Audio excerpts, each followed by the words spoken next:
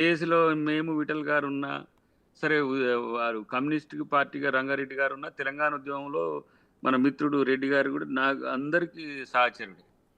కానీ ఇయాల నా పార్టీ పేరు తెలంగాణ ప్రదేశ్ కాంగ్రెస్ కమిటీ. ఇప్పుడు బీజేపీ తెలంగాణ. కానీ భారత రాష్ట్ర సమితి ఏంటి?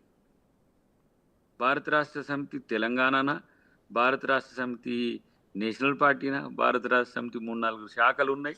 వాళ్ళు గుణాత్మకమైన మార్పు కొరకు రాష్ట్రాన్ని వదిలి దేశం కొరకు పోయిన నాయకులు గౌరవ కేసీఆర్ గారు. ఇలా పరిస్థితి మళ్ళీ కొంచెం రివర్స్ అయ్యేసరికి మళ్ళీ తెలంగాణ సెంటిమెంట్, తెలంగాణ దాన్ని ఇప్పుడు మళ్ళా కృష్ణా జలాలు వచ్చినాయి, మళ్ళా చంద్రబాబు నాయుడు వచ్చిండు, మళ్ళీ మోదీ వచ్చిండు. ఇదంతా కూడా గతం అది. ఇప్పుడు తెలంగాణ అస్తిత్వం, తెలంగాణ ఒక స్టేట్. తెలంగాణ స్టేట్ కొరకు మీరు గనక సిన్సియర్‌గా ఎఫర్ట్ పెడితే తెలంగాణ ప్రజలు మిమ్మల్ని తిరస్కరించే వాళ్ళు కారు. ఇప్పటికైనా తెలంగాణ కోసం పోరాడే ప్రయత్నం చేయండి. ఇప్పుడు మా రాహుల్ గాంధీ గారు ఉన్నారు. జాతీయ స్థాయిలో జాతీయ కొట్లాట చేస్తాడు. మోదీ గారితో పోరాడతాడు. ఆయన జాతీయ అంశాలన్నీ మాట్లాడతాడు. ఇక్కడ రేవంత్ రెడ్డి గారు వచ్చినప్పుడు తెలంగాణ ముఖ్యమంత్రిగా ఉంటాడు. మహేష్ కుమార్ గౌడ్ గారు వచ్చినప్పుడు తెలంగాణ అస్తిత్వం కొరకు ఒక పీసీసీ అధ్యక్షునిగా మాట్లాడతాడు. మేమందరం తెలంగాణ కొరకు కొట్లాడతాం. కానీ ఒక క్లారిటీ మిస్ అయిన మాట మాత్రం వాళ్ళు క్రాస్ చెక్ చేసుకోలేదని నాకున్న అభిప్రాయం. రెండవది, ఆ రోజున జేఏసీతో కలిసి ఉన్న నాటి టీఆర్ఎస్ యొక్క ఏమంటాము గుణగణాలకు, ఇప్పుడున్న టీఆర్ఎస్ పార్టీ గుణగణాలకు పోల్చలేను నేనైతే. అది కేసీఆర్ గారి నుంచి ఇంకా ఆయన, నేను చిన్నవాడిని, చాలా చిన్నవాడిని ఆయన ఏజ్‌లో గాని మమ్మల్ని ఉద్యమ సహచరులు అనేది విఠల్ గారినైనా మమ్మల్నైనా ఎంత చిన్నవాళ్ళనైనా గౌరవించే సంస్కృతి అప్పుడు ఉండే. కానీ ఇప్పుడు కనీసం ఇంతకుముందు అన్నట్టుగా తెలంగాణ ఉద్యమకారుని ప్రొటెక్ట్ చేసుకున్నాడంటే ఆయనకు సన్నిహితిలో ఉన్న వాళ్ళని చేసుకున్నాడు. అది ఆయనది వ్యక్తిగతం. ఆయన ముఖ్యమంత్రి అయిన తర్వాత డిస్క్రిప్షన్ అనేది ఆయనకు ఉంటుంది. చాలా మంది ఉద్యమకారులు అకామిడేట్ అయ్యిండ్రు. కానీ ఉద్యమ స్వభావాన్ని, ఉద్యమ రీతిని, ఉద్యమ గతిని గుర్తుంచుకొని ఉద్యమ ప్రయోజనాల కోసం తన ప్రభుత్వం నడిపి ఉంటే ఇవాళ బీఆర్ఎస్ అయ్యేదా తెలంగాణ రాష్ట్ర సమితి అనేది ఒక చర్చ అయితే, తెలంగాణ పట్ల తెలంగాణ ఉద్యమ నాయకుడు ఈ విధంగా బిహేవ్ చేసేటోడా అనేది మనం ఇలా ఆలోచించాల్సిన అవసరం ఉంది. కాళేశ్వరంకు సంబంధించి కేసులేస్తే, లేదంటే ఏంది మన మేడిగడ్డ బ్యారేజ్ మీద కేసులేస్తే భూముల పంచాయతీ అని చెప్పి హత్యలు చేసే స్థాయికి వచ్చింది పరిస్థితి ఇలా బీఆర్ఎస్ పార్టీ. అది మళ్ళా గండ్ర వెంకటరమణారెడ్డి గారు గతంలో కాంగ్రెస్ పార్టీ నాయకుడే. ఇప్పుడు చనిపోయిన మిత్రుడు కూడా కాంగ్రెస్ పార్టీ నాయకుడే. బీఆర్ఎస్లోకి పోయిండు. బీఆర్ఎస్లోకి పోయి మళ్ళీ కాంగ్రెస్లోకి వచ్చిండు. ఇలాంటి రాజకీయాలతో కేసీఆర్ గారు అయితే నిజంగా తన స్థాయిని పెంచుకుంటుండా లేదా అనే విషయాన్ని మిత్రుడు ఆలోచించాలి.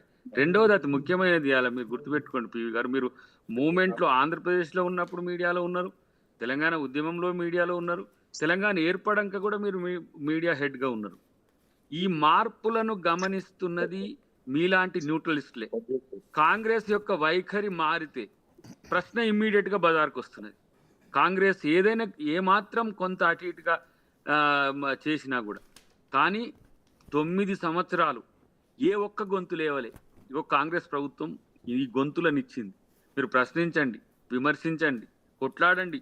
మీరు ఏదైతే కాంగ్రెస్ పార్టీ విస్మరిస్తుందో, ఏదైతే దాన్ని పట్టించుకోవట్లేదో మీరు ఇమీడియట్గా గుర్తు చేయండి అని చెప్పినా కూడా 14 నెలల తర్వాత కూడా వారు రాకుండా ఈ రోజు వచ్చిండ్రు. వచ్చి మనమేం కూలిపోము, నిలబడతాం అనే ఒక ఆత్మస్థైర్యాన్ని కాయడానికి ఇస్తారు. 400 మందిలో లోపల ఏం మాట్లాడిండో బయటకు వచ్చింది, అంత నిజమా కాదా అనేది నేను ఇన్సైడ్ వార్తలకు మనం స్పందించడం అనేది అది భావ్యం కూడా కాదు. ఎందుకంటే ఆయన ఏం మాట్లాడిండో తెలియదు. బయటకు వచ్చి కేటీఆర్ గారు మాట్లాడిన దాని మీద స్పందించవచ్చు. కానీ ఇప్పటికైనా అధికార పక్ష నాయకునిగా అధికారం చెలాయించినట్టుగానే విపక్ష నాయకుడిగా కూడా ప్రజల తరపున పోరాడాల్సిన బాధ్యత ఉంది. రాజకీయాల కోసమే పార్టీని నడపొద్దు, ప్రజల కోసం పార్టీని నడపాల్సిన అవసరం ఉంది. ప్రతిపక్ష అనేది కూడా హోదా. అట్లా అనగానే మా వాళ్ళు ఇప్పుడు మన వాళ్ళు ఏమంటుండ్రు, వరకు ఆయన వస్తేనే వెళ్తుందా మీకు, మా కేసీఆర్ గారు రాకపోతే కలవదా అని ఒక ఆయన అంటాడు. ఇక వస్తుండు చూసుకో కాసుకో అంటే ఏమిది కోలపందమా లేకపోతే పుల్ల జూదమా? ఇది ప్రజల కోసం పోరాటం. ఇది ప్రభుత్వమైనా విపక్షమైనా సరే ప్రజాస్వామ్యయుతంగా ఆ రోజులు రాజరికంలో పోయినాయి. కానీ ఇప్పుడు ప్రజాస్వామ్యంలో ప్రతి ఒక్కరు మీకు ఓటేసిండ్రు. ఓడిపోయినా ఓట్లేస్తారు కదా ప్రజలు. ఆ ఓటుకు మీరు విలువనిచ్చి కనీసం ప్రజల పక్షాన పోరాడే పరిస్థితి లేదు. రెండవది, ఇద్దరు మిత్రులు కూడా, ఎవరు హరీష్ రావు అండ్ కేటీఆర్ కూడా ఉన్న పలంగా ఎందుకో వాళ్ళ యొక్క నైజాన్ని మార్చుకున్నారు, వాళ్ళ రీతిని మార్చుకున్నారు. మాతో కలిసి ఉన్నోళ్ళే వాళ్ళిద్దరు కూడా. ఎప్పుడు కూడా ఇంత ప్రభుత్వం అంటే ఇంత అక్కసు, ప్రభుత్వం అంటే ఇంత అబద్ధాలు, ఈ ప్రభుత్వం అంటే ఇన్ని ఇన్ని అబాండాలు వేయొచ్చా అనే దాని విషయంలో ఇంకా వాళ్ళు ఆలోచించుకోవాల్సిన అవసరం ఉంది. డెఫినెట్గా ప్రతిపక్షాలకు విలువనిస్తాం. ఈరోజు తెలంగాణ ప్రజలకు నిజంగా మేము ఇప్పుడు సిరిపురం యాదవ్ సంబంధించి ఇప్పుడు నేను ఉన్నా, నేను ఎందుకే లేట్ అయినా, తన వర్ధంతి జరుగుతుంది ఇక్కడ.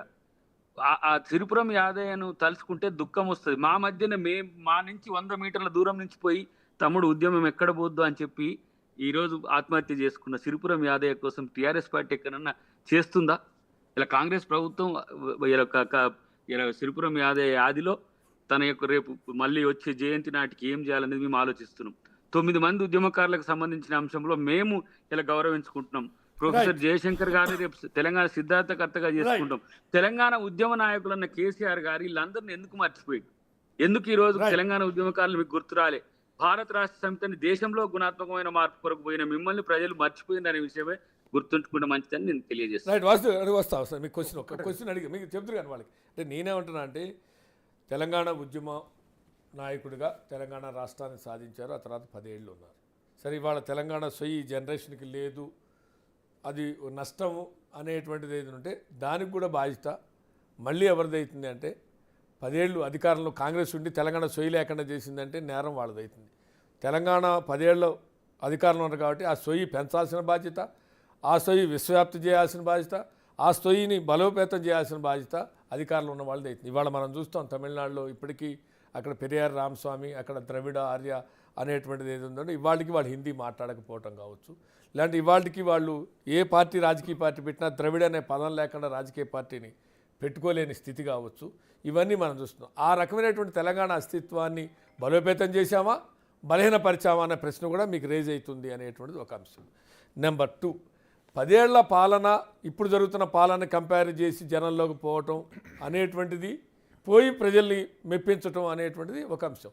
కానీ ఈ 10 ఏళ్ల పాలన వదిలేసి తెలంగాణ అంశాన్ని ఎత్తుకొని పోవటం అనేటువంటిది దేనికి సింబాలిక్ అనేటువంటిది రెండో ప్రశ్న. ఇక మూడోది, అన్నిటికన్నా ఏ రాజకీయ పార్టీ అయినా ఓటమికి కారణాలు ఏంటి అని తెలంగాణ సెంటిమెంట్ సొయ్యి లేకపోవడం వల్ల ఓడిపోయినాం అనే లెసన్ డ్రా చేయటమా, లేదు 10 ఏళ్ల పాలనలో జరిగిన లోపాలు, అది ఏ లోపాలన్నా కానీ, అది విధానపరమైన నిర్ణయాల్లో జరిగిన లోపమా, ఇచ్చిన హామీలు అమలు చేయకపోవడం లోపమా, యాటిట్యూడ్ లోపమా, లేకుంటే ప్రజల్ని కలవకపోవటమా, సెక్రటరీ పోవటం, ఇవి రివ్యూ చేసుకోవాలా, లేదు తెలంగాణ సొయ్యి లేదు కాబట్టి మనం పార్లమెంట్ ఎన్నికల్లో ఓడిపోయినాం అనేది రివ్యూ చేసుకోవాలి.